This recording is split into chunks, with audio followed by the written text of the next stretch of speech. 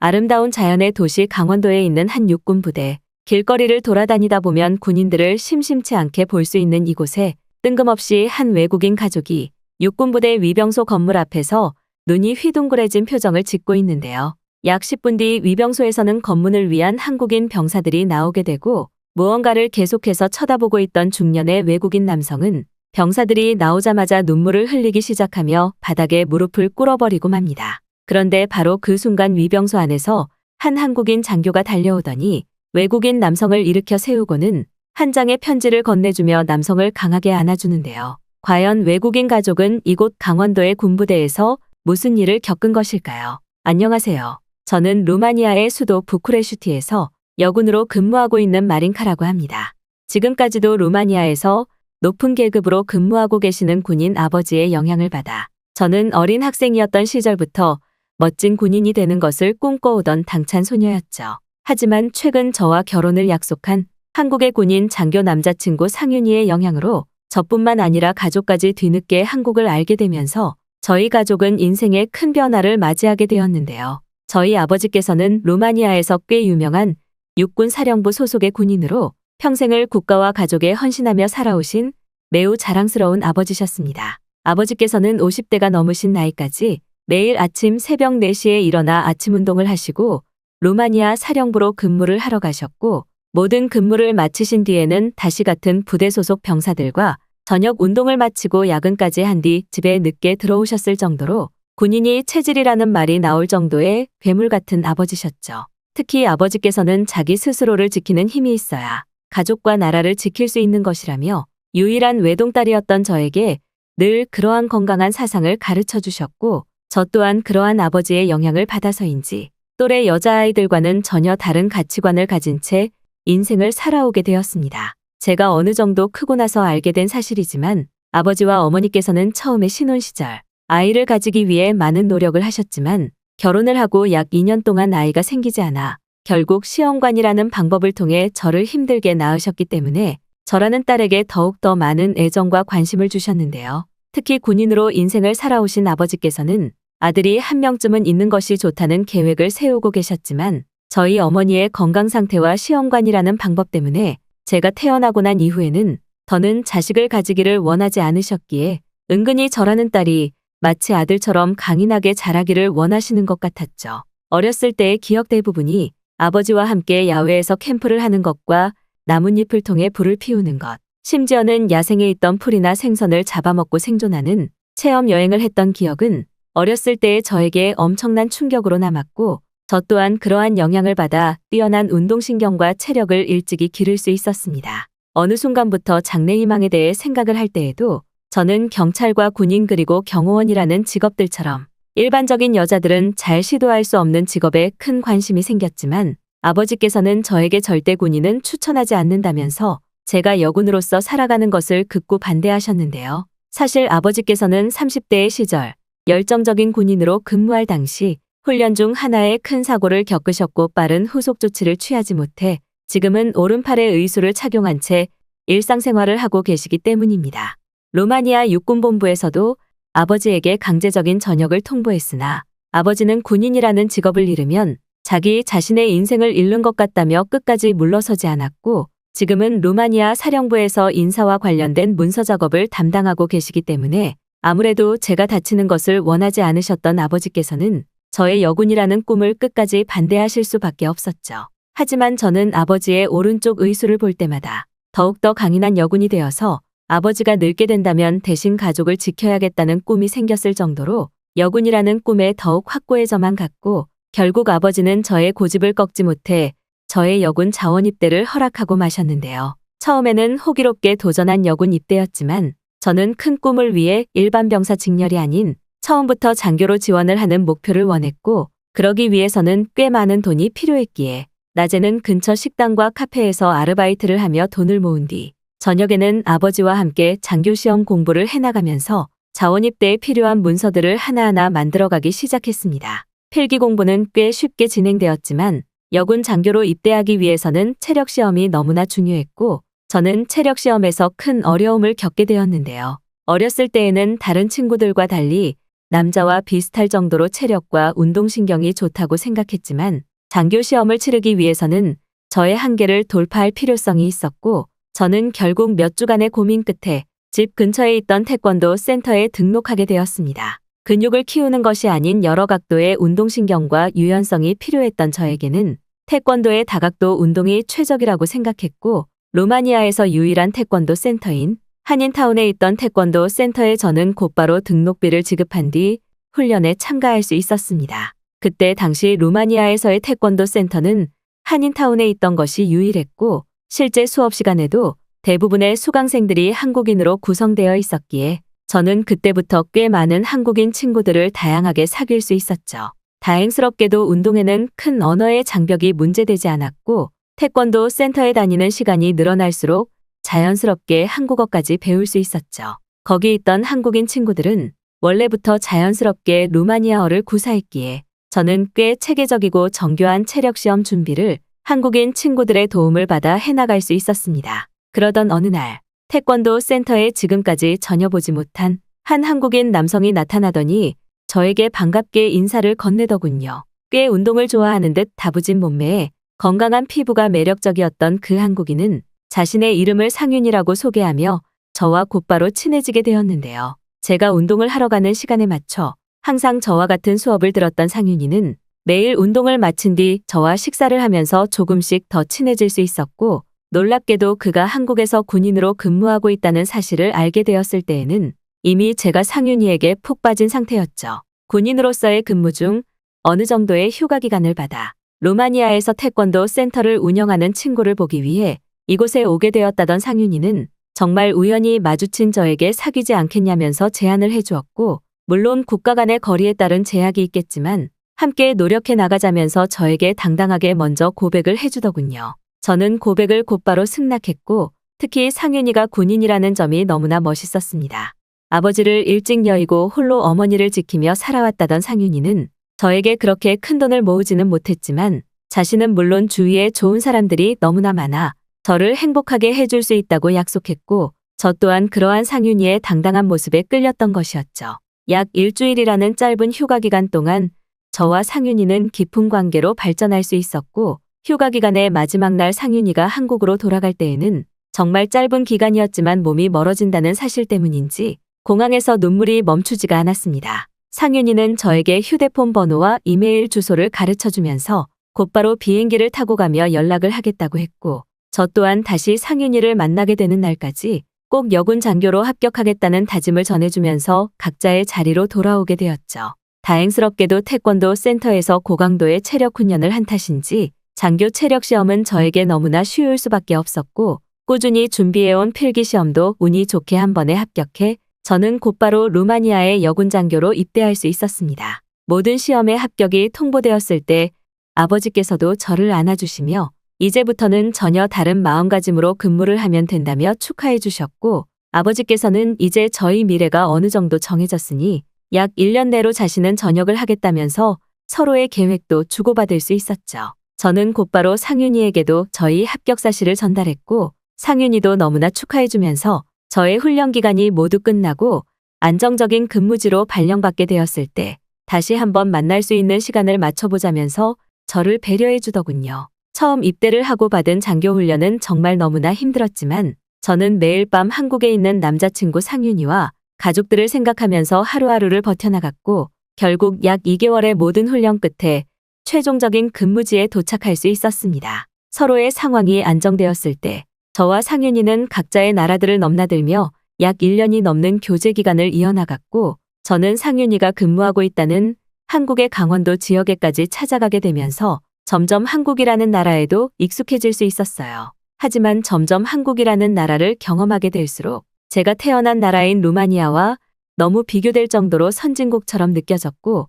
어느 순간부터는 기회만 된다면 한국으로의 이민을 생각하고 싶을 정도로 한국은 저에게 너무나 멋있고 살고 싶은 꿈의 나라나 다름없더군요. 그리고 어느 정도 시간이 지나 근무도 안정적으로 하게 되고 상황이 편안해졌을 때 저는 아버지에게 한국인 남자친구 상윤이와 만나고 있다는 사실을 전달해드렸고 서로의 때가 맞는다면 결혼까지 하고 싶다는 당찬 계획도 말씀드리게 되었습니다.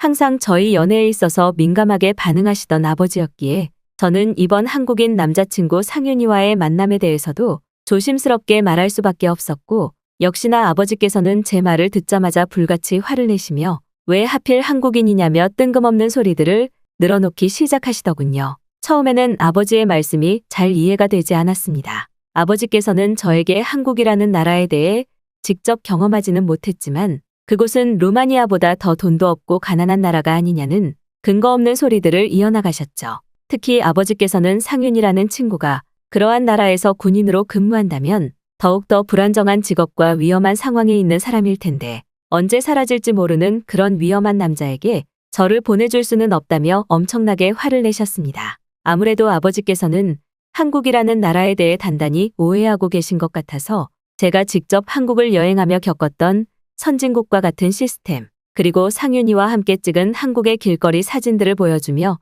아버지를 설득하려고 했지만 아버지께서는 사진을 유심히 보시더니 아무리 군인이라지만 저녁에 평화롭게 돌아다니는 것이 말이 되는 상황이냐며 사진이 조작되었다는 말과 함께 제가 보는 앞에서 사진을 찢어버리시더군요. 옆에 계신 어머니께서도 아버지의 불같은 성격이 익숙하신지 그저 저를 향해 왜 한국인을 만났냐는 말만 반복하셨고, 저는 한국을 경험해보지도 않고 왜 루마니아보다 후진국이라고 생각하냐는 답답한 화를 내며 계속해서 한국 여행 중 제가 찍은 영상과 사진들을 보여드렸지만 그것은 영화와 다름없는 거짓이라며 절대 제 말을 듣지 않으시더군요. 하지만 상윤이와의 결혼을 절대 포기할 수 없었던 저는 몇 번이나 아버지를 찾아가 제발 허락해달라며 계속해서 한국의 모습을 보여드렸고, 심지어는 아버지가 관심 있어 하실 만한 한국 군인들이 근무하는 건물과 군부대 근처 길거리들을 보여주며 루마니아의 군부대 시설과는 비교조차 되지 않는 훨씬 쾌적한 곳에서 근무하고 있는 모습까지 보여드리기에 이르렀죠. 처음에는 별 관심이 없어 보였던 아버지셨지만 군인이라는 단어가 나오니 조금 관심을 보이시는 것 같았고, 저는 인터넷을 통해 한국 군인의 군사력이나 각종 무기들을 보여드리는 것과 함께 군인들이 얼마나 체계적인 훈련을 통해 생활하고 있는지 보여주자 아버지는 그때부터 조금씩 제 말을 믿는 듯이 보였습니다. 알고 봤더니 아버지께서는 아시아의 나라들이 전부 못 사는 나라들이라고 오해하시는 것 같았고, 저는 그러한 고지식한 생각이 오히려 군인답지 못하다는 강한 조언까지 해드리며 마지막에는 한국이라는 나라의 기술력을 곧바로 느낄 수 있는 한국의 공항까지 보여드렸죠. 시간이 지날수록 아버지는 세상에 이런 나라가 진짜 존재하는 것이냐며 점점 제 말에 관심을 주셨고, 특히 좋지 못한 루마니아의 치안과 달리 길거리에서 아무런 경찰의 보호 없이 자유롭게 돌아다니는 한국 학생들의 모습을 보시고는 경악을 금치 못하시더군요. 하지만 아버지는 저의 결혼에 대해서는 쉽게 확답을 내려주시지 않으셨고, 저는 결국 상윤이의 도움이 필요하다는 생각에 이르러 상윤이에게도 제가 처한 상황과 아버지의 생각을 전달하게 되었습니다. 그런데 놀랍게도 상윤이는 그러면 자신이 지금은 휴가를 받는 것이 조금 힘든 상황이니 아버지와 함께 자신이 근무하고 있는 근무지 근처로 오는 것은 어떻겠냐는 하나의 방법을 제안해 주었고, 한국에 도착한 뒤 아름다운 여행지들의 코스와 음식점 계획까지 짜주고는 마지막 일정의 날 자신이 근무하는 곳에 면회를 오라며 굉장히 기발한 방법을 알려주었습니다. 저는 곧바로 제가 근무하고 있던 곳에서 휴가를 받아냈고, 아버지에게는 아무런 계획을 전달하지 않은 뒤 그저 가족 전부가 오랜만에 해외여행을 가자는 계획하에 목적지를 말씀드리지 않고 루마니아의 공항까지 도착할 수 있었죠. 한국으로 가는 것을 알게 되신 아버지께서는 작은 한숨을 쉬시더니 그래 한번 가보자며 흔쾌히 한국행 비행기에 올라탔고, 그 뒤 한국 공항에 내리고 나서부터는 인생 최대의 놀란 표정을 지으시며 이런 나라가 진짜 있었구나라는 말만 반복하셨습니다. 다소 위험하고 낡은 나라인 루마니아에서 평생을 살아오신 아버지에게 엄청난 교통의 발달과 멋진 한국 대도시의 모습은 신세계 그 자체였고, 아버지께서는 상윤 씨가 짜준 여행 루트대로 한국을 체험하시면서 그동안 자신이 세상을 너무 좁게만 바라봤다는 말을 하기까지 이르렀죠. 그리고 여행의 마지막 날, 저는 또다시 아무런 말 없이 아버지와 함께 상윤이가 근무하고 있는 근무지의 위병소로 찾아가게 되었고, 미리 간부면회 체험 신청 시간을 확보해 놓은 상윤이와 만날 수 있었습니다. 그런데 아버지께서는 한국의 군부대 위병소를 보시더니 자신이 사령부로 근무하고 있는 곳과 비교도 안 되는 건물 크기와 깨끗함이라면서 너무나 놀라신 것 같았고, 심지어는 위병소에서 검문하는 병사들의 전투복과 장구류를 보시면서 왜 이렇게 깨끗하고 좋냐며 정말 천진난만한 아이와 같은 놀라움을 보이셨죠. 상윤 씨의 배려로 군부대 안으로 들어가 병사들의 생활관을 직접 체험할 수 있는 시간도 가질 수 있었는데 아버지는 한국인 병사들의 생활관을 들어가시자마자 각종 세탁기와 건조기, 샤워실까지 있는 모습에 그만 바닥에 주저앉아 흐느끼시기 시작했습니다. 아버지는 오래전 자신이 본 한국의 모습이 남아있어 지금의 한국도 루마니아와 비슷한 수준이라고 예상했는데 루마니아와 너무나 차이나는 미래도시 같은 모습에 알 수 없는 자괴감이 느껴진다며 눈물을 흘리셨고 그러한 모습에 저와 상윤 씨는 아버지를 안아주며 그동안 군인으로 열심히 사셨다는 따뜻한 말을 건네게 되었죠. 아버지는 한국을 떠나는 마지막 날까지도 정말 이런 나라에 살면 소원이 없겠다면서 당장 루마니아에 가면 전역을 하겠다는 의지까지 보이셨고 실제 1년이 넘는 시간이 지난 지금 저희 가족 전체는 한국의 서울에서 근무하며 일주일에 한 번씩은 저희 남편인 상윤 씨가 있는 강원도로 찾아가는 행복한 나날을 보내고 있답니다. 대한민국 서울에 있는 종로의 번화가 길거리, 수많은 사람들이 바쁘게 돌아다니는 이곳에 한 외국인 여성이 길거리 한복판에서 망원경을 이용해 무언가를 바라보고 있습니다. 한참 동안이나 미동도 없이 무언가를 지켜보던 여성은 이내 어딘가로 달려가기 시작하는데요. 그런데 바로 그때 한 한국인 남성이 나타나 달려가던 외국인 여성을 붙잡더니 제발 정신을 차리라는 말과 함께 여성을 향해 소리를 지르기 시작합니다. 하지만 외국인 여성은 아직도 무언가를 믿지 못하겠다는 듯 고개를 세차게 젓고는 이내 바닥에 주저앉아 눈물을 흘리기 시작하는데요. 과연 외국인 여성은 이곳 종로에서 무슨 일을 겪은 것일까요? 안녕하세요. 저는 현재 영국에 본사를 둔 엄청난 규모의 대기업 여행사에서 근무하고 있는 린다라고 합니다. 제가 입사할 때만 해도 지금 제가 다니고 있는 여행사는 엄청나게 규모가 작은 신생회사였으나 약 2년 전 한국인 직원으로 인해 발생한 하나의 사건으로 저희 회사는 엄청나게 큰 성장을 이룰 수 있었는데요. 저희 여행사 회사의 대표님은 신생 스타트업 기업답게 꽤 젊은 나이의 여자 대표님께서 운영하시는 다소 특별하고도 트렌디한 회사 중 하나였습니다. 하지만 2년 전만 하더라도 대표님께서는 어느 정도의 성장 한계치에 부딪혀 더는 여행 투어 고객들이 늘어나지 않는 심각한 문제에 도달하고 말았고 매일매일 매출을 늘리기 위한 고민에 빠지게 되었습니다. 그러던 중 저희 회사의 막내로 입사한 최초의 한국인 직원 진한 씨는 어떻게 보면 회사 대표님보다 더욱 큰 회사의 성장을 이루어냈다고 할 만큼 엄청난 업적을 남기는 것에 이르렀는데요. 그리고 그때의 한국인 직원 진한 씨는 지금은 저희 남편으로서의 역할과 여행사 회사의 최고 실무 중책을 담당하고 있는데요. 저희 부모님께서는 제가 어렸을 때부터 다른 나라로의 여행을 매우 중요하게 생각하시던 여행을 매우 사랑하시는 부모님이셨습니다. 집안에 돈이 많고 부유한 가정 상황은 아니었지만 부모님께서는 하나밖에 없는 딸인 저에게 늘 1년에 한 번씩은 저와 함께 해외여행을 시도해 주셨고 저는 자연스럽게 그러한 영향을 받아 여행에 대한 남다른 매력들을 느끼게 되었습니다. 어렸을 때부터 그저 평범한 아이에 불과했던 저는 대학교를 입학할 시기가 되자 제가 지금껏 부모님에게 배워온 여행과 관련된 지식들을 남들에게 알려주는 것에 큰 의미를 느꼈고 그날 이후 다른 사람들의 여행을 계획해주고 도와주는 여행 가이드가 되기로 마음을 먹었는데요. 하지만 그때까지만 해도 제가 살고 있던 영국에서는 전문적인 여행사 회사가 그렇게 많지 않았고 심지어는 여행 가이드라는 직업을 매우 하찮은 직업으로 바라보는 시선도 매우 많았습니다. 고민이 많았던 저는 일단 여행과 관련된 대학교로 입학해야겠다는 생각에 수개월을 고민하다 결국 다양한 나라의 사람들이 모이는 영국의 한 국제대학교로의 진학을 선택하게 되었는데요. 정확히 여행과 관련된 학과는 영국에 존재하지 않았지만 다양한 나라의 사람들을 만난다면 자연스럽게 다른 나라의 언어 실력도 늘면서 미래의 여행 가이드에 도움이 될 것으로 생각했기 때문입니다. 부모님께서도 저에게 그저 내가 하고 싶은 것을 하고 살라며 저를 전적으로 믿어주셨고 저는 국제대학교를 입학하기 전 수개월의 아르바이트를 통해 스스로 돈을 모아 입학자금도 마련할 수 있었죠.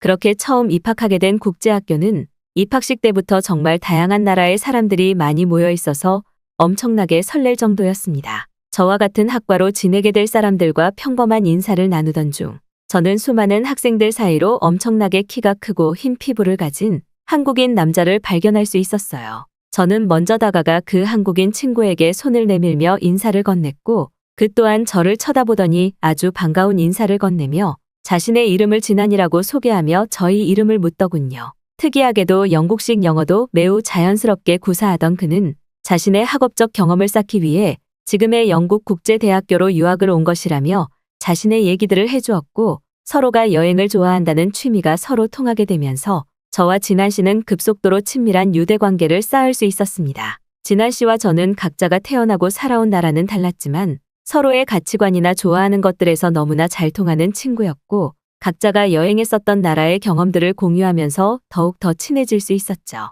어렸을 때부터 부모님과 함께 많은 나라를 여행했었지만 한국은 경험해보지 못했던 저는 매번 진한 씨가 평범하게 말해주는 한국의 일상 얘기들을 듣기만 해도 영국과는 비교도 안 될 정도로 살기 편하고 안전해 보인다고 느꼈고, 진한 씨도 이러한 저의 생각을 눈치챘는지 언젠가는 꼭 한번 함께 한국으로의 여행을 가자면서 고마운 제안까지 해주었죠. 그렇게 저와 동갑인 한국인 친구 진한이와 함께 대학교 생활을 하는 것은 너무나 행복하게 느껴졌습니다. 서로가 마치 연인 사이인 듯 길거리 데이트도 하고 좋아하는 카페도 자주 다녔던 저와 진한 씨는 어느 순간부터는 연인의 관계로도 발전하게 되면서 서로의 감정을 공유하는 사이로까지 이어지게 되었죠. 서로가 서로를 엄청나게 사랑한 것은 아니었지만 그저 마음이 편하고 친구 같은 감정에 서로에게 끌렸던 저와 진한 씨는 어느 날 저희 고백으로 진한 씨와 진지한 연인 사이를 정의하게 되었고, 그날 이후 더욱 행복한 나날들이 이어졌어요. 하지만 누구나 그렇듯 평범한 연인 사이였던 저와 진한이었지만 저희에게는 너무나 큰 고민이 한 가지 있었는데요. 그것은 바로 각자가 이제부터 어떤 일을 하며 먹고 살 것인지, 취업에 대한 문제가 너무나 컸습니다. 진한 씨와 저는 무려 1년이 넘는 시간을 어떤 회사에 취직해야 될지 고민하게 되었고, 그러던 중 저는 새롭게 생긴 듯한 영국의 한 신생 여행사 기업에 지원서를 쓰게 되었는데요.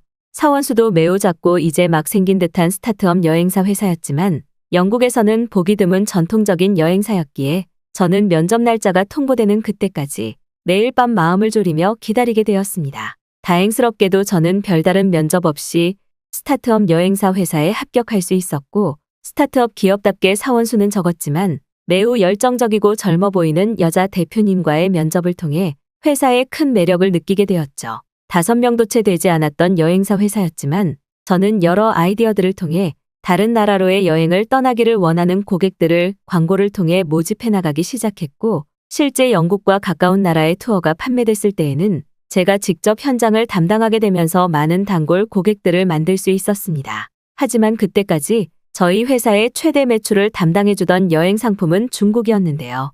영국에 있던 많은 고객들은 저희 회사를 찾아와 중국이 땅도 엄청나게 크고 선진국이라고 알려진 것으로 아는데, 중국으로의 투어 가이드 배정과 여행 계획을 직접 짜달라고 했을 만큼 중국으로의 여행 상품은 회사의 매출 대부분을 담당할 정도로 인기가 많았습니다. 하지만 중국을 이미 경험하고 실체를 알고 있던 저로서는 고객들이 중국으로의 여행을 요청할 때마다 현실을 알려주고 그곳으로의 여행을 막고 싶었지만 회사의 매출을 위해서는 진실을 말하지 못했고, 매번 이러한 것이 양심의 마음에 걸렸는데요. 제가 경험했던 중국은 공항에서부터 이미 길거리 화장실을 사용하는 사람을 목격했을 정도로 너무나 청결하지 못한 나라였고, 어디를 가나 시끄러운 소리와 함께 여행의 여유는커녕 깨끗한 공기와 조용한 곳을 억지로 찾아다니는 고역의 나라였기 때문이죠. 하지만 이제 막 설립되었던 신생 여행사 회사의 막내였던 저는 어쩔 수 없이 많은 고객들이 원하는 중국으로의 여행 상품들을 계획해서 매출을 올리기 시작했고, 이러한 효과는 시간이 지날수록 눈덩이처럼 불어나기 시작했습니다. 회사의 젊은 대표님께서도 중국으로의 여행 상품을 더 많이 만들어 달라면서 저에게 중국의 관광지 중 유명한 장소와 중국 음식은 무엇이 있냐며 자료조사를 요청할 정도로 회사의 입장에서는 중국 여행이 최대의 매출 상품이었기에 저는 그저 대표님이 하라는 대로 할 수밖에 없었죠. 실제로 회사는 약 1년여의 기간 동안 중국 상품을 통해 많은 돈을 벌 수 있었고, 직원들도 50명 이상으로 늘어나게 되면서 어느 정도의 기업 규모를 갖춘 회사로 성장할 수 있었던 것도 사실입니다. 하지만 이렇게 행복했던 회사의 매출은 그렇게 오래가지 못했는데요. 어느 순간부터 중국 여행을 다녀온 고객들이 저희 회사에 직접적인 환불을 요청하는 엄청난 규모의 환불 사태가 거의 매일매일 요청되었을 정도로 엄청난 환불 금액 손실을 발생시켰기 때문입니다. 고객들은 중국이 선진국이라고 해서 믿고 투어 상품을 요청한 것인데, 실제 경험한 중국은 전혀 선진국이라고 느낄 수 없었고, 오히려 자신들의 소지품들을 전부 다 잃어버리는 사고까지 당했다면서 보험으로 엮여있던 저희 회사에게 보험 금액을 청구했고, 심지어 몇천 명 이상의 고객들은 여행하던 중 중국인들과의 싸움으로 인해 치료가 필요한 부상마저 입었다며 의료비용 소송까지 줄을 잇듯 이어지기 시작했죠. 대표님께서는 도대체 이게 무슨 일이냐며 어느 정도 투어 가이드로서의 지식이 있던 저에게 상황 파악을 요청했고, 저는 중국이라는 나라의 여행에 대한 진실과 현실을 말해주면서 더 이상의 중국 투어 상품은 회사에 아무런 도움이 되지 않는다는 강한 발언까지 내뱉고 말았습니다. 하지만 대표님께서는 지금까지 중국 투어 상품으로 돈을 많이 벌었는데 어떻게 그럴 수 있냐며 매출을 포기하지 못하는 것 같았고, 저는 그 매출을 훨씬 웃도는 고객들의 환불 금액 리스트를 보여주면서 중국 투어 여행은 고객뿐만 아니라 회사의 이미지에도 좋지 못한 영향을 주고 있다면서 지금 당장 중국 투어 상품을 없애고 다른 나라로의 여행 투어 주력 상품을 만들어야 된다며 대표님을 설득하기까지 했어요. 하지만 대표님께서는 여행사의 CEO였음에도 계속해서 저에게 중국은 선진국이 아니냐면서 중국 여행이 안 좋을 리가 없는 데와 같은 헛소리만 반복하기 시작했고, 결국 저는 대표님을 설득하기 위해서는 다른 방법이 필요하다는 것을 알 수 있었죠.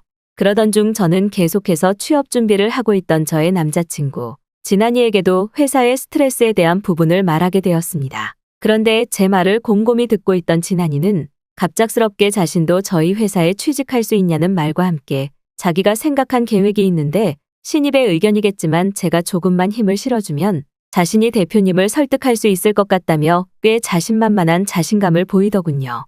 눈이 빛나며 자신을 믿어보라는 진한이의 말에 일단은 대표님이 설득되지 않더라도 진한이의 취업 문제도 해결할 수 있다고 생각한 저는 회사 신입 직원 채용 시기에 인사 담당자에게 저희 이야기를 전달하고 진한이를 신입 직원으로 뽑을 수 있었습니다. 그때까지만 해도 아직 회사의 규모가 엄청나게는 크지 않았기 때문에 이러한 채용이 가능했었고, 진한이는 회사에 처음 출근한 날부터 혹시 모를 회사에 영향이 있을까봐 저와는 일부러 아는 척도 하지 않고 자신만의 경력을 쌓아나가기 시작했어요. 그리고 약 한 달 뒤 회사의 모든 인원들이 참석하는 회의 시간이 찾아오게 되었고, 그 자리에는 진한이도 함께 참석할 수 있었죠. 아니나 다를까 중국 여행의 환불 금액으로 큰 피해를 보고 있던 대표님은 이러한 부분의 아이디어를 직원들에게 물어보기 시작했고, 이윽고 진한이에게도 질문을 하기 시작했습니다. 대표님의 질문을 듣고 잠깐 고민하는 듯한 진한이는 갑자기 지금까지의 모든 중국 여행 상품을 중단하고 그러한 고객들을 전부 한국 투어 고객으로 유치시키면 회사에 분명한 흑자의 이득이 될 것 같다는 말과 함께 자신이 준비한 한국의 아름다운 관광지의 사진은 물론 한국 여행이 왜 외국인들에게 매력적일 수밖에 없는지 설명하는 프레젠테이션을 진행하기 시작했어요. 회사에서 제일 신입인 진한이의 준비된 프레젠테이션에 대표님은 깜짝 놀라신 것 같았고, 실제로 진한이가 준비한 한국의 관광지 사진들을 볼 때마다 저렇게 아름다운 곳이 한국에 존재하고 있던 것이 사실인가라는 말을 이어나가며 계속해서 놀라는 눈치를 보이시더군요. 하지만 대표님께서는 진한이에게 중국과 한국이 비슷한 아시아의 국가들로 엮여 있는데 기존 중국 사태 때처럼 고객들을 한국 여행으로 유치시켰다가 또 다시 큰 금액을 손실보게 된다면 어떻게 할 것이냐고 진한이를 압박하기 시작했습니다. 하지만 진한이는 그러한 대표님의 압박에 단 한치의 망설임도 없이 자신이 한국에서 태어나고 자란 한국인이기는 하지만 한국과 중국 여행은 시민의식에서부터 큰 차이가 있다는 말과 함께 한국이 세계에서 제일 안전할 수밖에 없는 이유의 자료들과 실제 한국의 길거리를 촬영한 평범한 일상들을 보여주며 대표님과 몇몇 실무 임원진들을 설득하기 시작했어요. 그리고 실제로 진한이가 보여준 시청각 자료들은 중국의 환불 사태였던 길거리 도둑들은 전혀 보이지 않았고, 심지어 한국의 대중교통 시설들은 쾌적하다 못해 마치 미래도시의 장소들처럼 보이는 엄청난 수준을 보여주었죠. 또한 진한이는 모든 자료 발표를 마친 뒤 대표님을 고객으로 선정해 자신이 직접 한국 관광 가이드 상품을 진행해 보겠다면서 대표님만 괜찮다면 지금 당장이라도 한국의 아름다움과 실제 한국을 보여줄 수 있는 관광 계획을 상품화해 보겠다며 대표님을 설득해버리고 말았죠. 듣고 있던 대표님께서도 조금 고민을 하시더니 약 3일 뒤 자신과 진한이 그리고 여행 투어 경험이 있던 저와 함께 한국으로 가자며 회의를 마무리 지으셨고, 나머지 인원들에게는 한국의 관광 상품 리스트들을 준비해 놓으라며 엄청난 변화를 시도하기 시작했습니다. 그리고 3일 뒤 저와 진한이 그리고 대표님은 실제로 한국의 인천공항에 도착할 수 있었죠. 공항에 도착하고 나서부터 대표님께서는 이게 진짜 한국의 공항이냐며 입을 다물지 못하셨고 길거리에 지나다니는 한국인들을 보시며 왜 다들 패션쇼에 가는 것 같은 멋진 모습을 하고 있는 것이냐며 저와 진한이를 번갈아 쳐다보시더군요. 그 후 진한이는 공항의 화장실과 카페 시설을 소개해 주었고 대표님께서는 한국 공항의 화장실을 보시고는 자신의 집보다 좋다며 엄청나게 행복한 표정을 보이시기 시작했습니다. 공항에서의 간단한 투어를 마치고 길거리로 나온 대표님은 꽤 무더운 여름 날씨에 더워하셨고 한국도 덥기는 덥다면서 그래도 맑은 날씨에 아이와 같은 천진난만한 웃음을 보이시더군요. 그런데 바로 그 순간 진한이가 멀리서 저와 대표님을 부르더니 이쪽으로 오라는 손짓을 하는 것이 보였습니다. 저와 대표님은 곧바로 그곳으로 가게 되었는데 그곳은 도착하자마자 더위가 싹 사라지는 시원한 얼음과 같은 수증기가 사방으로 퍼져나가는 정말 신기한 공간이 자리 잡고 있었죠. 대표님은 이게 대체 무엇이냐고 물어보았고 진한이는 한국의 길거리에는 신기한 시설들이 많은데 지금 체험하고 있는 쿨링포그 시스템, 즉 시원한 안개가 분사되는 공공시설이 여름에는 천국과 다름없다면서 다른 나라에서는 절대 볼 수 없다는 설명까지 덧붙여주더군요. 대표님은 한국의 길거리 쿨링포그 시스템을 겪더니 무슨 이런 나라가 다 있냐면서 무려 2시간 이상을 더운 여름날 쿨링포그 밑에서 체험을 하셨고 2시간 뒤 저와 진한이를 향해 지금의 길거리만 보아도 한국 여행이 왜 최고의 관광 상품인지 확실히 알 수 있었다면서 당장 영국으로 돌아가자는 단호한 결정까지 보여주셨죠. 진한이는 아직 준비된 것이 많다고 했지만 대표님은 언젠가 꼭 여유가 있을 때 다시 한국 여행을 천천히 음미해보고 싶다면서 지금은 당장 영국으로 돌아가서 이렇게 좋은 나라의 관광 상품을 판매하는 것이 우선이라는 말과 함께 저와 진한이를 데리고 곧바로 영국으로 돌아가게 되었습니다. 영국으로 돌아가고 난 후 저희 회사는 한국 투어 상품을 집중적으로 판매하기 시작했고 판매를 시작한 지 약 2개월 밖에 되지 않았지만 엄청난 흑자 매출을 기록하기 시작했죠. 심지어 한국을 다녀온 영국의 고객들은 왜 이제서야 이런 아름다운 나라를 뒤늦게 여행 상품으로 판매하게 되었냐면서 너무나 여행 가이드의 경험이 좋았다는 극찬까지 쏟아내기 시작하더군요. 그리고 그날로부터 2년이라는 시간이 지난 지금 저와 진한이는 결혼에도 성공했고 지금은 그때의 스타트업 여행사 회사에서 중요한 임원 실무를 진행하며 꽤 높은 연봉도 받고 있습니다. 저희 부부의 취미도 한국 여행일 만큼 한국은 너무나 매력적인 나라이기에 혹시나 아직도 한국을 모르던 사람들에게 한국이라는 나라의 여행 상품을 통해 매력을 알려주고 보람을 느끼는 것은 아직도 저희 부부에게 최대의 기쁨으로 남고 있죠. 바다가 아름다운 도시 부산에 자리 잡고 있는 한 대형 백화점. 주말이라 그런지 엄청나게 많은 사람들이 백화점을 이용하고 있지만 그러한 인파들 사이로 한 외국인 남성이 무언가를 노려보고 있습니다. 값비싼 명품으로 온몸을 휘감은 중년의 남성은 무슨 이유인지 계속 기침을 하며 식은땀을 흘리지만 손에 있는 메모지를 보고는 백화점의 꼭대기 층으로 힘겹게 올라가는데요. 가까스로 엘리베이터를 타고 백화점의 꼭대기에 다다른 남성은 이내 자신의 눈앞에 펼쳐진 광경에 입을 다물지 못하게 되고 바로 그 순간 다리에 힘이 풀려 바닥에 주저앉아 울기까지 하는데요. 과연 부산의 백화점을 찾은 이 외국인 남성에게는 무슨 일이 있었던 것일까요? 안녕하세요. 저는 영국의 엑서터라는 도시에서 대형 백화점 기업을 운영하고 있는 백화점 CEO 헤이건이라고 합니다. 엄청나게 큰 백화점은 아니지만 현재 제가 운영하는 백화점은 영국 내에서도 어느 정도 인지도가 있는 백화점으로 성장하게 되었을 정도로 영향력이 있는 백화점이지만 저는 최근 제가 운영하던 백화점 전부를 다른 기업에 매각하게 되었습니다. 그리고 이러한 선택에는 저에게 인생의 오점과도 같았던 유일한 아들이 한국으로 떠나게 된 것이 큰 원인이 되었고 저는 지금 영국의 백화점을 매각한 자본으로 한국이라는 나라의 국적 변경 이민을 생각하고 있을 정도로 한국은 저에게 새로운 삶을 살 수 있게 해준 고마운 나라인데요. 태어날 때부터 부모가 없는 상태로 영국의 한 고아원에서 인생을 시작한 저는 어렸을 때부터 그저 막연히 돈이 많은 부자가 되는 것이 인생의 최대 목표였을 정도로 가난하고 힘든 삶을 살아왔습니다. 고아원의 선생님께서는 제가 부모님에 대한 얘기를 물어볼 때마다 부모님은 너를 그저 버리고 떠난 것이란다라는 말을 서슴지 않고 하실 정도로 무언가 이상한 선생님이셨고 제가 어느 정도 말을 할 수 있는 단계의 나이가 되자 고아원을 위해 돈을 벌어오라는 말과 함께 엑서터의 노숙자 구역에 강제로 저를 보내시더군요. 하지만 힘들게 일을 해도 고아원 선생님께서는 제가 벌어온 돈을 일주일마다 매일 가져가셨고, 저는 어느 순간 지금의 고아원을 도망쳐야만 희망이 있겠다는 결심을 하게 되었습니다. 그리고 그때부터 저는 일을 해서 모은 돈을 제가 알고 있던 항공원의 자갈 밑에 파묻기 시작했고, 약 1년의 기간 동안 고아원을 탈출하기 위한 자금을 그곳에 모아나가기 시작했어요.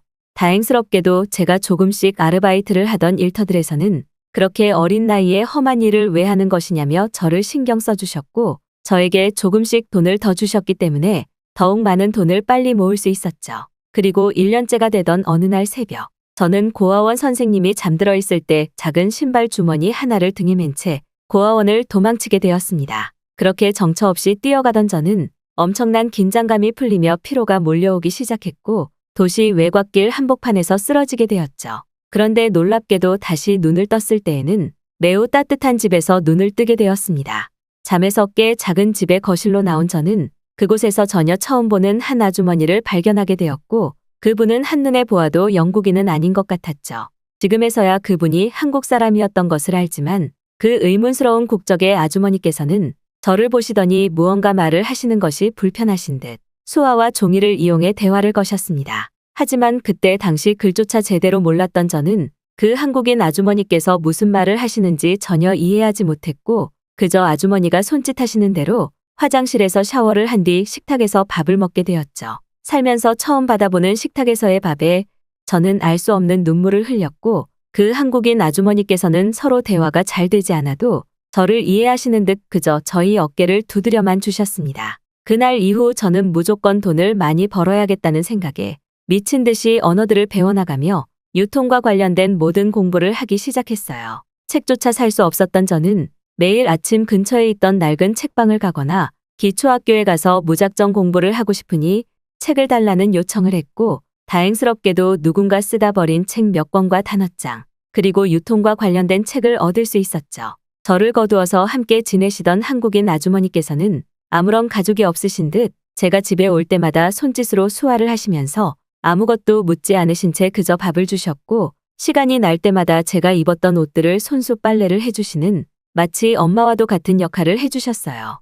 서로가 전혀 대화도 되지 않는 웃지 못할 관계였지만 저는 그 한국인 아주머니가 점점 진짜 부모님처럼 느껴지기 시작했고, 아주머니와 대화를 하고 싶어 한국어도 조금씩 배워나가기 시작했죠. 그렇게 저는 그 한국인 아주머니의 집에서 무려 2년이라는 시간을 보내게 되었습니다. 그러던 어느 날 한국인 아주머니께서는 저에게 자신의 얼굴이 찍힌 사진과 조금의 돈을 주시더니 저를 꼭 안아주셨고 갑자기 눈물까지 흘리시더군요. 이제 막 15살이 넘었던 나이의 저였지만 그것이 마지막을 준비하는 사람이라는 것을 알 수 있었고, 그렇게 다음날 아침 눈을 떴을 때에는 예상대로 한국인 아주머니가 사라져 있었습니다. 왜 사라졌는지 이유조차 물을 수 없었고, 그저 눈물만 흘리던 저는 그때부터 조금씩 세상을 배워나갔고, 제가 그렇게나 꿈꾸던 백화점 지하에 구두 닦기 아르바이트 직원으로 취직할 수 있었죠. 너무나 돈을 버는 것이 간절했던 저는 그곳에서 많은 돈을 벌기 위해 구두를 미친 듯이 닦으며 제 단골들을 늘려가기 시작했습니다. 어린 나이였던 제가 백화점에서 구두를 닦는 장면은 많은 사람의 이목을 끌었던지 백화점 지하에 있던 저희 구두 닦기 일터는 매일 사람들이 늘어만 가더군요. 5년의 시간 동안 저희 구두 닦기 상점은 조금씩 규모가 커지게 되었고, 제가 20살이 되어 성인이 되던 날 저를 좋게 봐주신 백화점 관계자의 배려 덕분에 기적적으로 백화점 정직원으로도 채용될 수 있었습니다. 그런데 백화점 정직원이 되자마자 저는 말도 안 되는 실적들을 터뜨리기 시작했어요. 어렸을 때부터 사람의 마음을 얻는 법과 유통에 대해 배워왔던 탓인지 백화점의 플로어 매출을 올리는 것은 저에게 너무나 쉬운 것들 투성이었고, 시간이 지날수록 저는 초고속 승진을 이루며 백화점의 최상당 컨트롤 매니저 자리에도 올라설 수 있었죠. 부모 없이 밑바닥에서부터 올라온 저였기에 저는 매일 힘든 일이 있을 때마다 저를 처음으로 구원해준 한국인 아주머니를 늘 가슴속에 새기며 인내해왔고, 다른 동기들은 힘들다는 소리를 할 때마다 오히려 더욱 많은 시간을 백화점의 일에 투자하며 제 커리어를 쌓아나가기 시작했습니다. 시간이 지날수록 저희 직책은 빠르게 올라갔고, 운이 따랐던 탓인지 백화점에 자주 찾아오던 한 영국의 재벌 여성과도 결혼에 성공하게 되면서 제 인생 자체는 완전히 바뀌게 되었죠. 아내는 자신이 본 사람들 중 제일 열심히 사는 사람이 저라고 생각했다면서 저에게 먼저 프로포즈를 해주었고 저 또한 그녀가 너무나 좋았기에 빠르게 결혼해도 성공할 수 있었습니다. 저의 아내 부모님께서는 영국에서 꽤 큰 백화점들을 여럿 운영하시는 분이셨는데 백화점의 일에 대해 잘 알고 있는 저에게 대부분의 백화점 운영 권한을 전부 넘겨주시기까지 하셨죠. 그리고 그때부터 저는 백화점 전체의 매출을 기적적으로 끌어올리면서 저의 능력을 입증해 나갔고 그러한 바쁜 와중 매우 소중한 아들 맥스 또한 가질 수 있었습니다. 저의 아들 맥스가 태어나고 얼마 되지 않아 저는 맥스에게 돈을 버는 방법에 대해 설명해 주기 시작했고 맥스가 조금이라도 더 빨리 제가 운영하던 백화점을 물려받았으면 좋겠다는 마음에 학교조차 보내지 않고 저와 함께 백화점에서 시간을 보내는 계획까지 있을 정도였습니다. 하지만 처음에는 백화점에 흥미를 느끼던 맥스는 이러한 저희 강압적인 태도가 계속되고 나이를 먹기 시작하자 저에게 반발 심리를 보이기 시작했고 저에게 너무 돈에만 집착하는 미친 사람이라면서 저를 아빠로 생각하지 않는 모습까지 보이더군요. 저는 맥스가 20살이 되자마자 저와 매우 친한 친분이 있던 한 재벌가의 딸과 맥스를 결혼시켜 백화점 사업의 수익을 올리는 정략 결혼까지 계획하고 있었지만 맥스는 그러한 계획을 듣자마자 말도 안 되는 짓이라면서 점점 저와 말을 안 하기 시작했습니다. 그리고 실제로 대학교 입학을 앞두는 나이까지 자라게 된 맥스는 자신은 정략 결혼은 절대 하지 않을 것이라며 자꾸 정략 결혼을 강제적으로 명령한다면 자신은 자신이 생각하는 선진국의 나라 한국으로 떠날 것이라는 충격적인 소리까지 하더군요.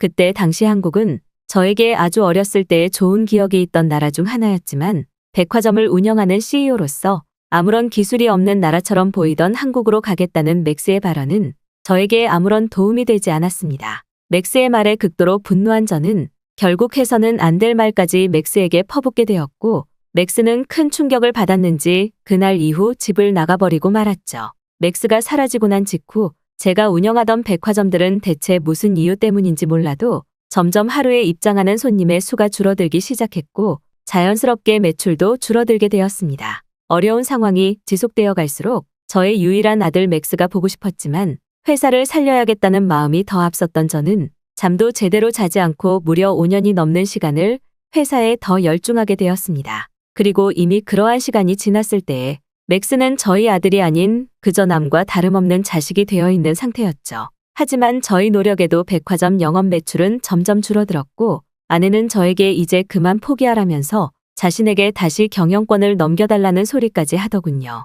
약 3년의 세월을 극심한 스트레스에 시달리던 저는 어느 날 이상한 몸의 상태의 병원을 찾게 되었고 바로 그곳에서 대장암이라는 충격적인 진단까지 받게 되었습니다. 의사분께서는 저에게 아무래도 큰 규모의 절제 수술을 해야 생존할 가능성이 있다고 했고 그것마저도 성공할 가능성이 거의 없어 보인다며 마음의 준비를 하라는 소리까지 하더군요. 수많은 시간을 아들이 없이 지내왔던 저는 이제 살 날이 얼마 남지 않았다는 소리를 듣게 되니 사라진 아들 맥스가 너무나 보고 싶었습니다. 그렇게 저는 맥스와 친했던 학교 친구들을 전부 찾아다녔고 심지어 맥스의 휴대폰이나 인터넷 계정을 이용해 인터넷 이용 기록까지 찾게 되었죠. 그리고 결국 저는 아들이 한국에서 정착했다는 것을 알 수 있었습니다. 더군다나 맥스가 한국에서 한국인 여자와 결혼해 부산이라는 도시의 한 백화점에서 일하고 있다는 것도 알아낼 수 있었죠. 이제 정말 마지막을 실감하고 있던 저는 아내에게 아무런 말도 하지 않은 채 인생 처음으로 한국행 비행기에 올라타게 되었습니다. 마지막으로 아들의 얼굴을 그저 보고 싶었던 저는 약도 챙기지 않고 부산이라는 도시로 떠나게 되었고 가는 비행기 안에서 이상하게 수십 년 전 저를 처음으로 거두어 주신 한국인 아주머니의 얼굴이 그렇게나 떠오르더군요. 그리고 마침내 저는 부산의 한 백화점에 도착하게 되었습니다. 그런데 그동안 제가 한국이라는 나라에 오해하고 있었던 것인지 가난하다고 생각했던 한국은 제가 운영하던 백화점들보다 몇십 배 더 큰 건물의 백화점이 바다 근처에 자리 잡고 있었습니다. 제가 영국에서 운영하던 백화점들과는 수준이 다를 정도였고 충격적이게도 백화점과 지하철까지 연결되어 있는 건설 공법이 적용되어 많은 사람들이 이미 이용을 하고 있더군요. 몸이 좋지 않았지만 저는 눈앞에 있던 한국의 백화점에 완전히 매료되어 버렸고 아들을 만나기 전 백화점을 좀 둘러봐야겠다는 생각으로 한국의 백화점 내부 이곳저곳을 둘러보기 시작했습니다. 영국에서도 수십 년의 세월을 백화점만 운영해온 저였지만 한국의 백화점에서만 볼 수 있는 쾌적한 온도 조절 시스템은 물론 임산부를 배려한 수유실까지 존재하고 있는 것은 지금 당장 제가 운영하고 있던 백화점에 적용해야 될 정도로 말이 안 되는 기술 차이의 연속이었습니다. 그런데 이상하게도 백화점인데 무언가 운동복을 입은 사람들이 어딘가로 이동하는 게 보이더군요. 저는 곧바로 그들을 따라가게 되었고 마지막으로 도착한 그곳은 저를 더욱 큰 충격에 빠뜨리고 말았죠.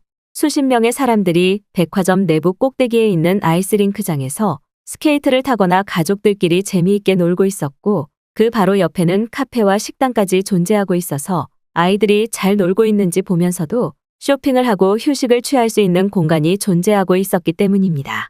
그동안 제 아들이 왜 한국이 세계 최고의 선진국이라며 영국에서의 백화점 운영을 거부하고 한국으로 가겠다고 했는지 이해가 되는 순간이었죠. 그런데 그렇게 한참을 둘러보던 중 어디선가 아주 익숙한 목소리가 들리기 시작했습니다. 주위를 둘러보던 저는 아주 어렸을 때의 모습이지만 분명한 맥스의 얼굴을 발견할 수 있었죠. 백화점 직원 명찰을 달고 아이스링크장을 둘러보고 있던 맥스는 저의 유전자를 물려받은 듯 백화점 매출과 관련된 대화들을 나누는 것 같았고 저는 떨리는 다리를 이끌고 맥스의 앞에 서게 되었죠. 몇몇 백화점 관계자들이 저를 막아서기는 했지만 맥스는 저희 얼굴을 보더니 너무나 놀란 듯한 표정과 함께 저의 손을 잡고 꽉 안아주었습니다. 서로에 대해 할 말이 많았지만 그 장면 하나만으로도 더는 설명을 할 필요는 없었고 저는 맥스에게 그동안 보고 싶었다는 말과 함께 한국의 백화점이 영국보다 더 멋진 곳이라는 말과 저의 경험을 쏟아내게 되었죠. 그 뒤 맥스와 저는 아이스링크장을 쳐다보며 카페에서 많은 얘기를 나누게 되었습니다. 맥스는 저에게 연락하고 싶었지만 바뀌지 않는 저의 모습에 가족으로서의 연을 끊으려고 했다면서 이제는 서로가 오해를 풀고 잘 지내자고 했지만 저는 그러한 맥스에게 저희 몸이 좋지 않다는 말을 할 수밖에 없었죠. 하지만 맥스는 조금 당황하더니 한국의 병원이라면 상황이 다를 수도 있다며 저와 대화를 하던 중 곧바로 저를 근처 병원으로 데려갔고 저를 입원시킨 뒤 이제 자신의 아내도 올 것이라면서 저를 다독여주기 시작했습니다. 그리고 약 3시간 뒤 도착한 맥스의 한국인 며느리 얼굴을 보는 순간 저는 너무 놀랄 수밖에 없었어요. 그곳에는 아주 오래전 저를 처음으로 거두어 주신 한국인 아주머니와 똑같은 얼굴을 가진 여자가 존재하고 있었기 때문이죠. 저는 주체할 수 없는 눈물을 흘리며 재킷 안쪽 주머니에 있던 수십 년 전 저에게 처음으로 부모 역할을 해주셨던 한국인 아주머니의 사진을 맥스의 한국인 아내에게 보여주게 되었고 한국인 며느리는 그것을 보더니 이 사진을 어떻게 가지고 있는 것이냐며 저를 껴안고 눈물을 흘리기 시작했습니다. 알고 봤더니 한국인 며느리의 부모님은 강압적인 남편을 피해 잠깐 영국으로 오셨던 것이었고 그 사이에 기간의 길에 쓰러져 있던 저를 아무런 목적 없이 거두어서 키워주신 것이었죠.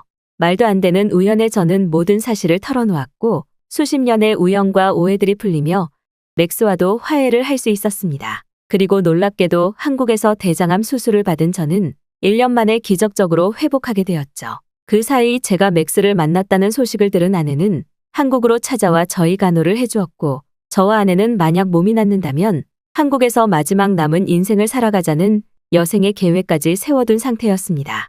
그리고 그날로부터 약 3년이라는 시간이 지난 지금 저는 영국에서 제가 운영하던 백화점에 한국에서 경험한 백화점의 시스템들을 모두 적용해 새롭게 인테리어를 했고 그 뒤 그것을 다른 기업에 매각하게 되었죠. 더는 돈이 아닌 사람이 중요하다는 것을 깨달은 저에게 돈은 그렇게 큰 의미가 있지 않았고 그저 한국에서만 살아가고 싶었던 저는 이제 맥스에게 조금씩 백화점 운영에 도움을 주며 마지막 남은 삶을 한국의 부산에서 살아가기 위한 소박한 꿈을 가지고 있습니다.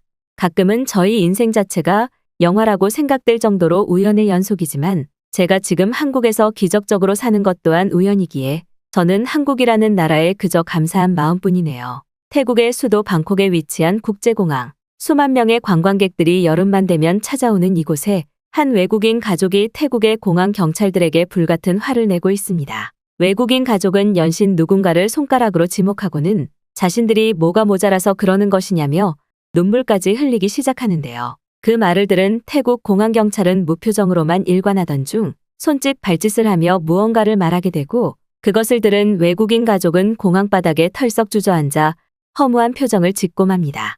과연 이곳 태국의 공항에서 외국인 가족은 무슨 일을 겪은 것일까요? 안녕하세요. 저는 유럽의 도시국가 중 하나인 모나코에서 태어난 켈리라고 합니다. 제가 사는 모나코는 유럽 내에서도 어느 정도 부자들이 많이 거주하고 있는 도시국가라고 할 수 있을 정도로 아주 특이한 나라인데요. 저 또한 태어날 때부터 모나코에서 상류층의 삶을 살아가시던 부모님의 밑에서 외동딸로 태어났고 다른 평범한 친구들과는 꽤 다른 삶을 살아왔습니다. 모나코에서 무려 40년 이상을 살아온 저에게 전 세계 어디를 가더라도 모나코처럼 살기 좋은 부유한 국가는 찾지 못했기 때문에 평생을 모나코에서 살아가려고 했지만 최근 저를 포함한 저희 가족은 한국으로의 국가이민을 신청한 상태인데요. 불과 3개월 전만 하더라도 모나코를 세계 최고 선진국이라고 생각했던 저는 한국으로 시집을 간 친구와의 가족여행 중 겪은 하나의 사건 때문에 인생 자체가 송두리째 흔들리며 바뀌고 말았습니다. 모나코에서도 부유한 지역인 남쪽 항구 도시에서 태어난 저는 부모님과 있는 시간보다 저를 보호하는 비서분과 함께 지내는 시간이 많았을 정도로 정말 영화에 나오는 것만 같은 삶을 살았는데요. 너무나 어린 나이였을 때는 그저 이러한 생활들이 저에게 너무나도 당연하고 평범한 것들이었지만 시간이 지나 세상을 깨우쳐 나갈수록 저는 제가 누리고 있는 것들이 남들과는 조금 다른 특별하다는 것을 알게 되었고 이러한 환경들은 시간이 지날수록 저를 자만하게 만들었죠. 하지만 저희 부모님께서는 저를 모나코의 상류층 아이들이 모이는 학교가 아닌 그저 평범한 기초학교에 입학시키셨고 항상 저에게 내가 이룬 것은 아무것도 없으니 자만감에 차지 말라는 말과 함께 학교 근처 평범한 주택에 집을 따로 구해주었을 정도로 이러한 경제적인 교육에서 굉장히 엄격하셨는데요. 하지만 저는 어째서인지 시간이 지날수록 나는 평범한 친구들과 다른 특별한 사람인데 왜 이런 학교에 다녀야 되는 거지? 왜 내가 여기 있는 거지라는 생각을 가지게 되면서 점점 무언가 엇나가기 시작했습니다.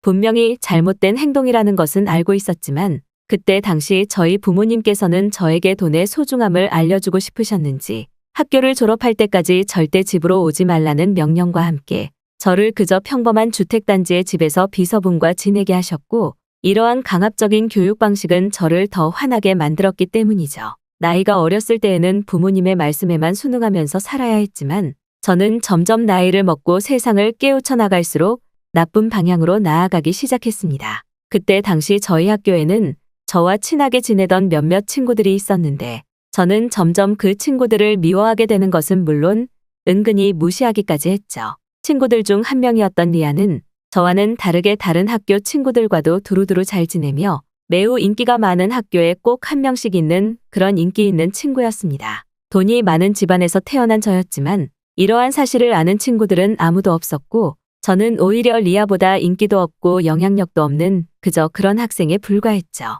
리아는 저에게 친절히 대해주면서 친하게 지내자는 노력을 많이 했지만 저는 리아의 모든 친절에 화만 내면서 점점 다른 친구들을 이용해 리아를 고립시키기 시작했습니다. 지금에서야 잘못된 행동인 것을 알지만 그때 당시 저는 계속해서 이러한 평범한 학교에서마저 아무런 영향력이 없는 저희 모습에 자괴감에 빠져 있었고 저와 반대되는 친구들에게 인기도 많고 예쁜 리아의 모습에 알 수 없는 열등감이 생기고 말았던 것이죠. 저는 기초학교를 졸업하기 직전까지 은근슬쩍 리아를 무시하거나 조롱하는 듯한 말을 하면서 리아를 깎아내리려고 했지만 어째서인지 리아는 그것에 전혀 상처를 입지 않고 오히려 저에게 예쁜 말을 해야 좋은 사람이 될 수 있다는 마치 어른이 된 듯한 조언들을 해주기까지 했습니다. 하지만 부모님은 제가 학교를 끝까지 졸업할 때까지 저에게 용돈도 한 푼 주지 않으셨고 학생이던 저에게 그저 자신의 힘으로 돈을 벌라는 헛소리만 하시기 일쑤였죠. 저는 경제적으로 유복한 나라인 모나코라는 나라와 돈이 많은 부모님의 밑에서 태어났는데 내가 왜 이런 대접을 받아야 하는지 모르겠다며 부모님과 싸우기도 했지만 그때마다 부모님께서는 아직도 멀었네 멀었어라면서 경호원분을 불러 저를 쫓아내시더군요. 그러던 어느 날 저는 부모님이라는 존재를 제 삶에서 지우고 혼자 살아가기로 마음을 먹게 되었습니다. 기초학교를 졸업하는 즉시 모나코를 떠나 그 어떤 나라에서든 새로운 삶을 시작하려고 했고 저는 학교를 졸업하는 날만을 기다리게 되었죠. 그런데 학교 졸업을 며칠 앞둔 어느 날 리아가 저와 친구들에게 자신이 부모님과 함께 한국이라는 나라로 이민을 가게 되었다면서 축하해달라는 충격적인 말을 해주더군요. 처음에 저는 한국이라는 나라에 대해 전혀 알지 못했는데 제 주위에 있던 친구들은 모두 리아를 부러워했고 그곳에 가면 모나코보다 살기 좋은 도시 환경이 있는 것 아니냐면서 놀라는 눈치들이었습니다. 유럽에서도 꽤 부자인 나라 모나코였기에 제 상식으로는 한국이 그렇게 살기 좋은 나라인가라는 생각마저 들었고 저는 리아에게 생긴 열등감의 마음 때문에 한국은 모나코보다 후진국이고 돈도 없는 가난한 나라라는 말과 함께 리아는 지금 후진국의 나라로 이민을 가는 것이라며 무시하게 되었죠. 하지만 리아는 이번에도 웃으면서 나라마다 장단점이 있는데 그런 것이 무슨 소용이냐는 말과 함께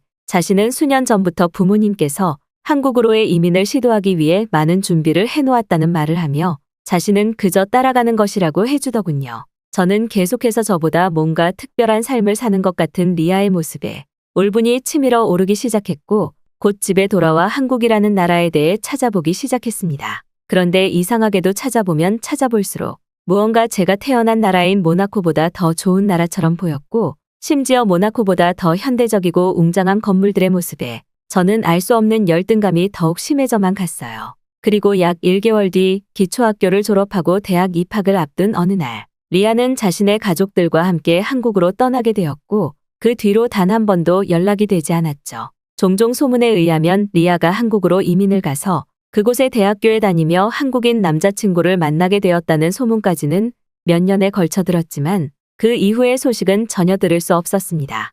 그 사이 저는 기초학교를 졸업하고 아버지가 운영하시던 보험회사를 물려받기 위해 관련 대학교에도 진학할 수 있게 되었죠. 리아의 소식을 마지막으로 들었을 때가 20대 초반이었지만 그 후로 약 10년이 넘는 시간 동안 리아에 대한 소식은 전혀 들을 수 없었고 저는 점점 리아라는 사람 자체에 대한 기억을 잊게 되었습니다. 그러던 사이 저는 모나코에 있던 아버지의 회사를 조금씩 물려받을 준비를 하게 되면서 경제적으로 여유 있는 상황을 누릴 수 있게 되었고 종종 다른 나라들을 여유롭게 경험하며 다양한 시각을 넓혀나가게 되었죠. 어느 정도 경제적으로 그리고 제가 물려받던 일로도 안정적인 상태에 도달한 30대의 나이에 저는 평범한 사람들은 절대 누릴 수 없는 많은 것들을 누리고 있었습니다. 유럽권의 나라들과 미국은 물론 사업의 비즈니스 때문에 다양한 나라에 방문했던 경험이 있던 저는 어느 날 한국이라는 나라를 보면서 문득 수십 년 전 한국으로 이민을 간 리아가 어떻게 살고 있는지 궁금해지더군요. 만약 지금 다시 리아를 만난다면 아무리 한국에서 리아가 잘 산다고 해도 콧대를 눌러줄 수 있을 것 같은 어린아이 같은 마음이 생긴 저는 아주 우연한 기회로 다시 리아를 만난다면 제가 경제적으로 여유 있는 멋진 모습을 보여줘야겠다는 꿈까지 가지게 되었습니다. 그러던 중 저는 아버지의 회사에 있던 한 직원분과 연애를 시작하게 되었고 결혼에도 성공할 수 있었죠. 인생에 있어서 모든 것을 부족함 없이 누리게 되고 결혼에도 성공한 저는 그야말로 행복한 생활을 이어나가던 중이었습니다. 아이를 가지는 것에 조금 고생을 하기는 했지만 뒤늦은 시기에라도 아들을 출산할 수 있었고 그렇게 행복한 생활을 이어나가게 되었죠. 그런데 어느 날 집에서 아들과 함께 한가로운 나날을 보내고 있는데 전화가 오더군요.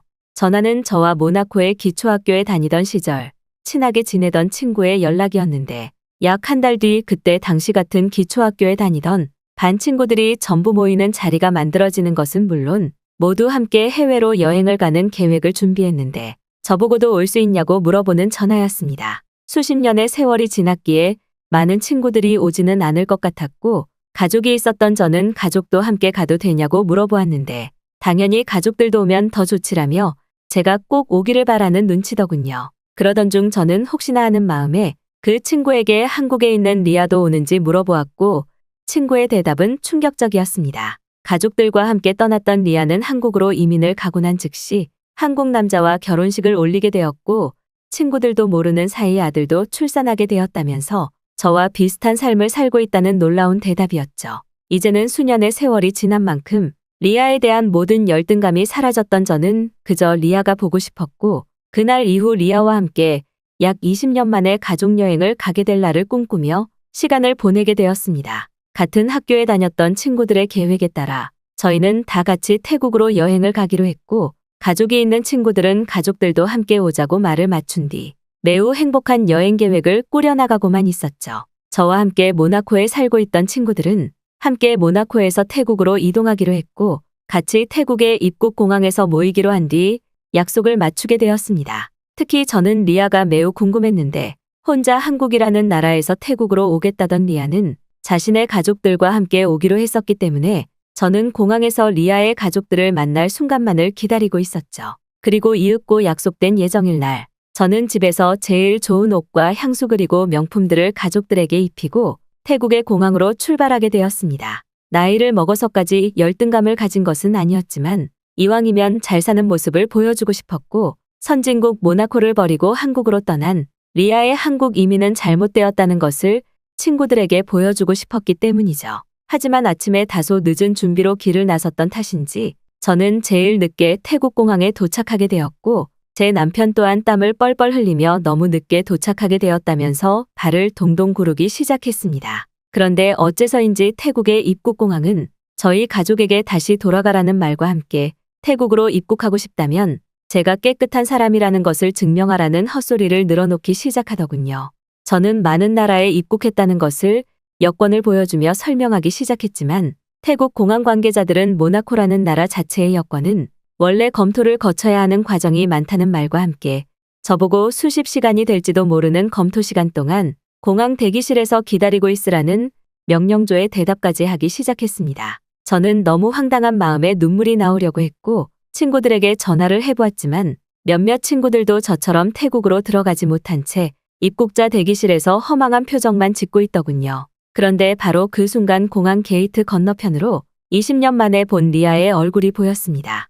아주 오래전 제가 알던 리아의 모습에서 많은 것이 바뀌어 있었지만 그 사람은 분명히 리아였고 같이 있던 아들로 보이는 소년의 얼굴은 리아의 어린 시절을 닮아 있었기 때문이죠. 리아 또한 투명한 벽 건너편에 제 모습을 발견한 것인지 손을 흔들어 보였는데 어째서인지 저는 무언가 이상함을 감지하기 시작했습니다. 한국이라는 나라는 분명히 제가 태어난 모나코보다 후진국으로 알고 있는데 리아의 가족들은 전부 입국 심사를 통과해야만 대기할 수 있는 장소에서 저를 포함한 친구들을 기다리고 있었기 때문이죠. 저는 순간적인 열등감과 분노에 공항 관계자에게 한국에서 온 저 사람도 입국 심사가 통과되었는데 그보다 더 높은 선진국인 모나코에서 온 저와 몇몇 친구들이 왜 입국 심사가 되지 않는 것인지 화를 내기 시작했어요. 그런데 제 말을 들은 태국의 공항 관계자는 저를 굉장히 이상한 눈으로 보면서 현재의 여권 심사 중 아무런 제도 없이 통과되는 몇 없는 나라 중 하나가 한국이라면서 저보고 모나코와 한국은 가지고 있는 국가적 여권의 힘이 다르다며 저를 무시하는 태도를 보였습니다. 저는 그 말을 듣는 순간 도저히 현실을 믿을 수가 없었고 곧바로 남편을 시켜 휴대폰으로 한국의 여권에 대해 검색해보기 시작했죠. 그런데 실제로 한국의 여권 시스템이나 파워는 제가 상상한 것 이상이었고 대부분의 나라들에서 복잡한 입국 심사 없이 입국이 가능했습니다. 리아는 건너편에서 저희 가족과 친구들을 보면서 왜 빨리 들어오지 않냐며 당황한 표정을 짓고 있었고 저는 그것을 보는 순간 아주 오래전 리아의 부모님께서 왜 한국으로의 이민을 선택했는지 뼈저리게 깨달을 수 있었죠. 결국 저는 모나코라는 나라에 갇혀 아주 좁은 시각과 경험에 한국이라는 나라를 과소평가했었던 것이었고 그곳으로 떠난 리아에게 열등감을 느껴 한국이라는 나라에 대해 제대로 파악하지 못한 것이었습니다. 리아는 문제가 생긴 저와 친구들을 인지했는지 곧바로 자신의 한국인 남편과 함께 공항 직원에게 다가가 무언가 대화를 건네는 것 같았고 곧이어 공항 관계자들은 저희를 몇 번 쳐다보더니 재입국 심사의 우선순위로 배정해 주더군요. 그 뒤로도 리아는 계속해서 공항 직원에게 저와 친구들은 오래전부터 알던 선량한 시민이라는 말을 휴대폰 번역기로 보여주기 시작했고 데스크 건너편에 있는 저희에게도 보여주며 안심하라는 말까지 해주었습니다. 그리고 약 2시간 뒤 저와 친구들은 무사히 태국의 입국심사 데스크를 통과할 수 있었고 무언가 가족이 만난 것 같은 기쁜 마음으로 리아와 함께 눈물을 흘리며 포옹까지 하게 되었죠. 저는 그저 아무것도 모르고 있던 리아에게 미안하다는 말을 하며 눈물을 흘렸고 저희 남편 또한 리아의 한국인 남편에게 국가적 여권의 차이가 이렇게나 큰지 처음 알았다면서 씁쓸한 표정을 짓는 것이 보였습니다. 태국에서 리아의 가족들과 많은 시간을 보낼 수 있었던 저는 리아에게 그동안 하지 못했던 미안함의 말들을 쏟아냈고 리아는 저에게 모나코도 분명히 좋은 나라이지만 세계에는 모나코보다 그리고 한국보다 더욱 멋진 나라들도 많다면서 저보고 조만간 한국으로 가족들과 함께 놀러 오라는 말까지 해주더군요. 그리고 휴대폰으로 보여준 리아의 한국에서의 집은 제가 살고 있던 모나코의 주택과는 비교도 되지 않을 정도로 더 좋아 보였습니다. 아파트 형식으로 보이던 리아의 집은 모든 방의 천장에 에어컨이 설치되어 있었는데 그것은 정말 모나코에서도 부자로 살아온 저에게 놀라움의 연속이었죠. 결국 태국에서의 우정여행을 끝마치고 약 2개월이 지난 지금 저는 남편 그리고 아들과 함께 한국에 있는 리아의 집으로 뒤늦은 집들이를 가기로 했습니다. 그동안 모나코라는 좁은 나라에서만 살아온 저에게 한국은 너무 멋진 나라일 것 같아서 벌써 기대가 되네요.